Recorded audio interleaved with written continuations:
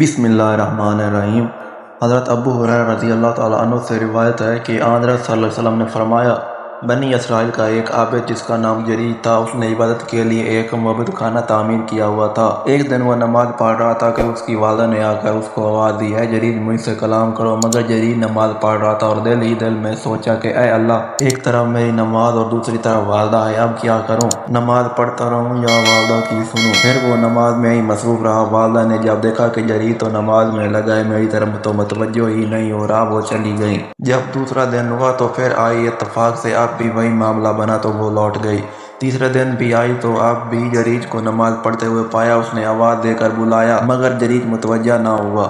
وہ ناراض ہو کر چلی گئی اور غصے میں آ کر بد دعا دے دی کہ اے جریج، تمہیں اس وقت تک موت نہ آئے جب تک تم کسی بدکار عورت کا منہ نہ دیکھ لو۔ اور اس کی تکمیل یوں ہوئی، ایک دن جریج عبادت میں مصروف تھا کہ ان کی قوم میں سے ایک بری عورت اس کے پاس آئی اور اپنے ساتھ زنا کروانے کا جریج سے کہا، مگر اس نے انکار کر دیا اور وہ چلی گئی اور ایک چرواہے سے جا کر اپنی خواہش کی تکمیل کروا لی، جس سے وہ حاملہ ہو گئی۔ تو پھر جب اس نے بچہ جنا تو قوم نے پوچھا یہ کس کا ہے؟ تو اس نے جریج کا نام لگا دیا۔ لوگوں نے غصے میں آ کر اس عابد کو بہت مارا اور اس کا عبادت خانہ بھی گرا دیا۔ جریج نے پوچھا، بھائیو کیا بات ہے، تم مجھے کیوں مار رہے ہو؟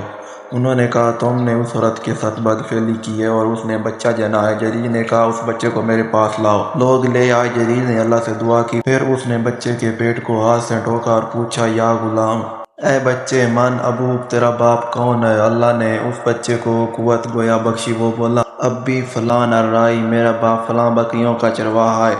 جریج کی یہ کرامت دیکھ کر لوگ بہت شرمندہ ہوئے اور جریج سے معافی مانگی۔ پھر دریافت کیا کہ اب بتاؤ، تمہارا معبود خانہ سونے کا یا چاندی کا بنا دیں؟ اس نے کہا، نہیں، بس مٹی کا ہی بنا دو۔ اس واقعہ سے یہ سبق ملتا ہے کہ والدین کے ساتھ حسن و سلوک کرنا چاہیے اور ان کی بد دعا سے ہمیشہ بچنا چاہیے۔